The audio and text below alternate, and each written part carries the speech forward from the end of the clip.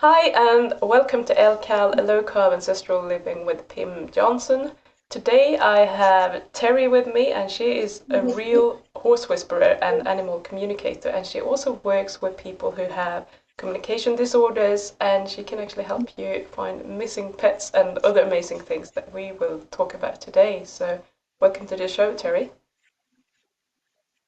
Thank you for having me. It's really an honor to be here. Thank you. So when I first talked to you, I didn't really know where to start because all of this is completely incomprehensible to me. And you just told me that it's all physics. So unfortunately, I'm more of a chemist Yes. than a physicist. But you did send me your book, The Cowgirl Shaman Way, and I have read most of it, and I still have a few pages left, and I probably have a lot of practice left to do. But if we just go back to the beginning, because you didn't actually learn this from a book, and I'm just wondering if you want to tell people who are listening or watching this how you discovered that you have these amazing abilities that you have. Well, I'm a really down to earth person and I don't do woo woo stuff at all. And when I was doing my horseback therapy program back in 1990, so it feels like, centuries ago, but I was doing my horseback therapy program and I picked a child up out of his wheelchair and I put him on the back of one of my horses. And he looked at me and he said, "Ouch, I have a cramp in my hip." And I looked back at him and I said, "You have a cramp? Well, here, sit this way. It'll take the cramp out." And he said, "Hey, you can hear me." And I said, "Well, of course I can hear you." It didn't dawn on me at the time that he was completely nonverbal. So we continued with our horseback therapy program. And he was talking with me about all kinds of things at school, like his little girlfriend and the school play and things that had nothing to do with horseback riding. Well, so when we do this, there's a gal leading the horse, and I'm next to the child, next to the horse, and having them go through their routine. So she was hearing all of my responses to him while nothing was coming out of his mouth. So she knew something was going on. So I took him off the horse and put him in his wheelchair and he went back to the classroom. And she said, "Boy, he sure is talking great." And I said, "Well, he's very bright. Just because he has cerebral palsy doesn't necessarily mean that he has any intellectual disabilities." And she looked at me and she said, "Terri, he didn't say a word. He can't, remember?" And I mean, if I was a horse, I would have done a buck fart snort. Because when they're spooked, they do all three of those things at one time. Anyway, I said, "I know I heard him." She goes, "I know you heard him." So I went into the classroom and they put a pointer on his head and he had typed out on his computer, "Horse lady can hear me." So then I had instant confirmation that I was actually hearing telepathic communication. And then I stood there talking with him and realized that he wasn't saying anything out loud, but I could hear him. So when I went back outside, I explained to the gal that was helping me what had happened. And just very matter of fact, she said, "Well, you ought to learn to communicate with the horses because all animals are telepathic. And then wouldn't that make your program really safe?" And like an idiot, I said, "Okay, that's what I'm going to do." So there were really no books about it at the time, none. So I was really just starting from scratch. And it did work though. I was able to hear the horses, and then I started doing all kinds of other animals. And then people would call me and they'd say, "I need you to come to my place to do readings on my horse because," and then I would finish the sentence over the phone. And of course, my first thought was, "Oh, shoot, how am I going to get paid?" Because if I don't show up, how am I going to get paid? And, but anyway, so then I was able to start doing it by phone and set up a website and started doing them all over the world. So if I can just take one step back, so you had been speaking to this boy. How did you transfer that Yeah. skill over to horses? Was that just like you had already broken down the barrier and it was just really easy to do, or did you have to teach yourself something to be able to do that? I think all you have to do is learn to listen in a different way. It's just really important to know that it all happens in a nanosecond. And I think that's the only reason why people sometimes miss it is because as you're starting to form a question to a horse or even a nonverbal child, nonverbal children are a little bit better because they actually understand the rules of polite conversation. I talk, I wait, you talk. And but animals, you'd only get like 2 words of a thought out, and they've already responded. And I think that's why people miss it. So it's just really, really fast. So you start to, it sounds like this mentally. Should, oh, what about, oh, I mean, because they're mind readers. That's how they communicate with each other. So it just became easier and easier and easier. And then the other thing is you add in the other skills of medical and veterinary intuition. So if you get out of your own way and have no ego and no stake in the outcome, then you can hear guidance that says, look at his left knee or feel into his right hock or, those kinds of things, those pain issues that animals often have. Fascinating.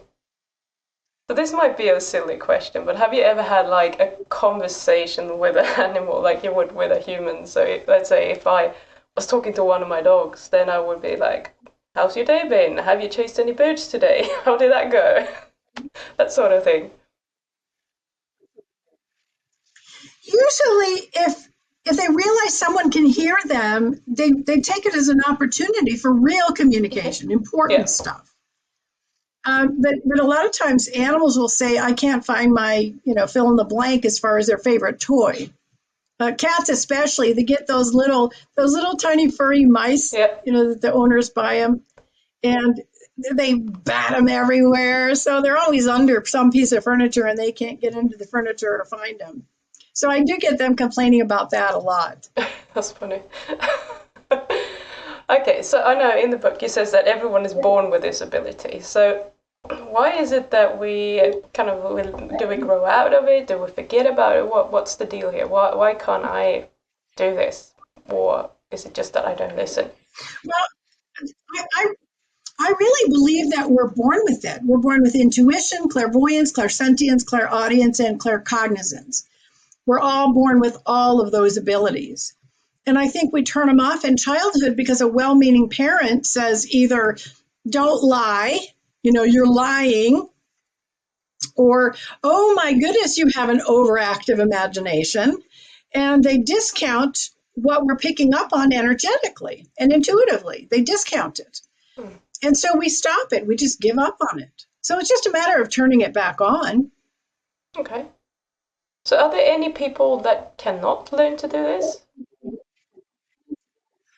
I think if you had cognitive problems, it might be difficult for you. But other than that, we're all born with intuition, clairvoyance, clairsentience, claircognizance, clairaudience. And clair just means Yeah. clear. So clairaudience, think auditory, clear hearing, clairvoyance, think of the third eye, clear viewing or clear seeing. Claircognizance is clear knowing when we get those aha moments. And what did I forget? Clairaudience, clear hearing. I think I got them all now. Hello. We just have to remember they're clear, and they're in the Yeah, book. They're in the book, so you'll get I've read them. them. And that's why I want to ask you, can you just give us some examples of why people will contact you and what you help people with when they do? It really runs the gamut. The only things that I will not do are police work because it's you're getting sucked into all that negativity, and I don't like it. And then the other thing that I refuse to do are Hmm. predictions. I mean, to me, predictions are totally unethical due to the law of attraction. Once I found out about the law of attraction years ago, I realized that if you do predictions for people, you can ruin it for them, whether it's positive or negative. If you see something negative and you tell them about it, by them yelling, no, no, no, I don't want that to happen, their focus on it will bring it to them. So it'll actually make it happen. And conversely, if you see something really positive that they've been working really hard on, and you say, oh, yes, I see that for you, they might just go, well, I don't have to work at that anymore. Terry said it was going to happen. And then it doesn't happen. And then, I'm the poop head, right? Yeah. And that's just like the placebo effect. I mean, there are so many studies done on that, and you know, sometimes placebo is better than a real pill because people believe that it's going to help them. Absolutely. That's Absolutely, Pam. It's really like that. So are you ever wrong when you do these readings? Are Say you ever again? wrong when you do these readings? Oh my goodness, yes. There's nobody's 100% right all the time. But the hardest ones for me is when I'm given wrong information for a client. I know it's wrong. And I am told by guidance, you must tell them this wrong information. And I just think, oh goodness, really? Really? I have to tell them the wrong information. And then I just go, oh, all right. And I tell them the wrong information. But a lot of times they'll get back to me a couple weeks later and they go, hey, Terri, remember when you did that reading for me? Oh, yeah, you're the one I was told wrong information about. How'd that turn out? And they go, you knew it was wrong. And I go, yeah, I did. But I was told by guidance I needed to tell you that wrong information. Well, this wonderful thing happened because of that wrong information. I go, all right, that's good. So do you, So it always turns out right. And questioning guidance is probably, one of the hardest things for me. I think one of my books has to be entitled Arguing with My Guides because it happens all the time. so when you get this wrong information, you know that it's wrong, but you should be giving it to them. Do you ever think that the information is correct, but it's not? That doesn't happen too often because it's not my information. I give whatever I'm I'm supposed to share. I don't judge the information. I just get it and Yeah. share it. And what my clients choose to do with it is up to them. Okay. So what would you say is the biggest Because challenge? I've even Oh, sorry. given Go on. I've even given incredibly positive, wonderful guidance to clients and they've ignored it. And then they call me a few months later and go, oh, I'm really in trouble now. And I go, well, did you do what I said? Well, no. And it's like, why are you calling me then? It's a waste of their money and my time. Yeah. So what would you say that the biggest challenge of this work is For me or for for others? you? Oh, for me, being out in public, I get inundated with information. And, people will be pointed out to you, like, oh, that one has breast cancer, or, oh, that one's going to have a heart attack here. Or, you're given information. It's like, I can't do anything about it. Why point it out? And most of the time, it's just so that I get a feel energetically for what is going on with that person, so that I feel into it and go, oh, all right, I got that feel. So it's just very difficult for me to be in public. Can't you turn it off somehow? Say Can't you again? turn that off somehow? No, it's my problem, and I teach this in my book, is make sure you've got a good on and off switch because I don't have one. I'm on all the time. I really am. It's really funny though. I always have a Kindle on my phone. So if I ever get into situations where there's a lot of people and I'm having to wait or something, I start reading a book because that's like the only way I can distract myself. Because otherwise, I just start going around the room reading everybody. And it's like, that's a waste of time. It's not going to do any good, right? No, not really. Okay, so I Yeah. know that you told me last time, I hope it's okay that I bring it up, that you want your own TV show. Ideally, what would it Yes. look like and what sort of things would you do on this show if you got it? Well, I want to show people the diversity of this. That once you develop these abilities, there are no limits to it.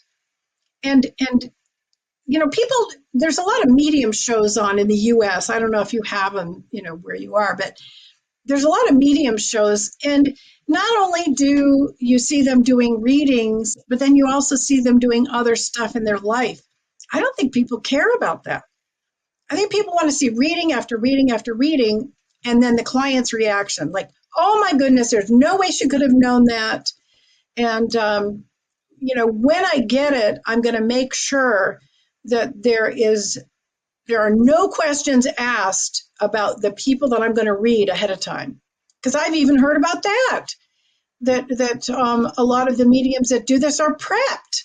That's just not even reasonable. I start every reading with how can I help, and we go from there. And I'm always shocked at the information that comes through. My TV show should be called "I Can't Make This Stuff Up," but I want to use a different S word Yeah, I can understand that. because yeah, it's just too bizarre. It's too bizarre. It's too detailed. It's too specific to the individual. So, and I really just think this is what people want to see. This is what they want to know. Is this real? How are you doing it? How are you getting it? And then to see the reaction from the clients that, where they're crying or they're laughing or they're having this healing going on within them because we've addressed something that's really bothered them. And now they're healed. Just in that moment, they're healed. Wow.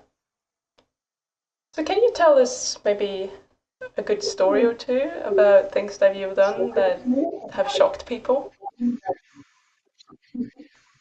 Oh my goodness, there's just so many of them. It happens every day, 6 or 7 times a day, sometimes even more. So I think the information I get from people that have passed, just the details, and that they're all happy on the other side, and that everybody goes to the other side right away. I've had people that have had readings with others that were told horrible things. Oh, they're stuck. They haven't crossed over, and they're actually trying to be bilked out of money. Like, well, for $5,000, I can get them to the other side for you, and that's never necessary. It's horrible that there's people that prey on people that are grieving and do that. But when somebody dies, all their negativity gets shed off and left behind in the earthly realm. Only the positive stuff goes to the other side. But that negative energy is readable. You can still tune into that negative energy, and it looks like, feels like, and sounds like the deceased. So if you don't understand the physics of it, that it's just negative energy garbage left behind, you might assume that that is the person and they are stuck or they haven't crossed over. And it just does so much damage to my clients. I feel so bad for them.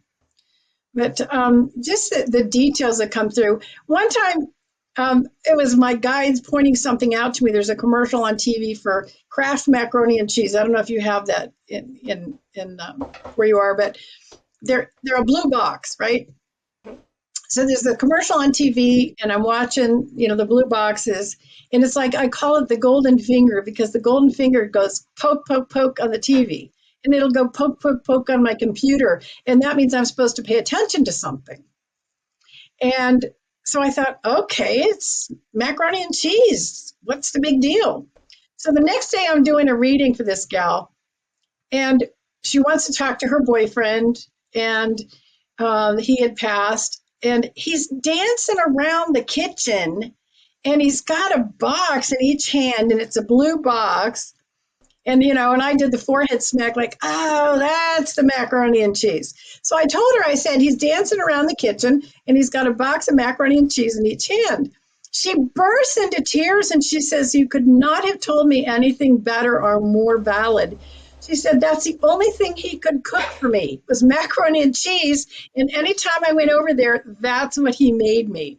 So that was pretty specific, really specific. That's amazing. Yeah, it is. I can't make this stuff up. No, it sounds like you would have pretty good imagination to do that. Maybe do. Well, I really think I just pay attention really well. I really do. I try to listen when guidance is showing me something, and it makes no sense at the time. It makes no sense. And I'm thinking, oh my goodness, what the heck is this? All right, I'm looking at it. Okay, I got it. And then, it shows up in a reading in the next day or two. It's pretty remarkable how it does that. That's funny. So if someone wants you to do a reading for them, where can they find you, and how does that process work? The best way to get me is through my website, which is www.terrijay.com, and it's TERRIJAY.com. And I can do readings all over the world. Most of the time, if it's in a different country, we do it through Facebook audio or Skype or something like that, where neither one of us is going to have to foot the big bill for a phone Yeah. call. Okay, that sounds good. So is there anything else that you want to share? Something that you think people should maybe where to start, or something that we need to think about when we want to do this work? I just really encourage people to get the books. You know, the first book is How to Do Everything That I Do, The Cowgirl Shaman Way, 7 Easy Steps to Develop Your Intuitive Ability. And then my new book, which I'm just so proud of, this is Intuitive Communication, and this is how to communicate with people that can't. And I've got all the different disabilities all the way around here, and there's even more inside. So even people that you think aren't aware or you think aren't connected or can't communicate, they're in there and you can reach them. We have millions of people in the United States alone that cannot communicate due to a disability or an injury or an illness. And it's really sad.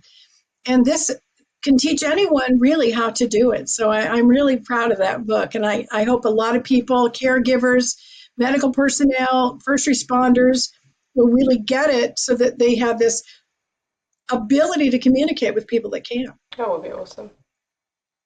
Okay, thank you so much for your time and your knowledge. I have thoroughly enjoyed talking to you both before in the interview and during the interview. So just thank you so much. Thank you for having me, Pam. It's really been an honor.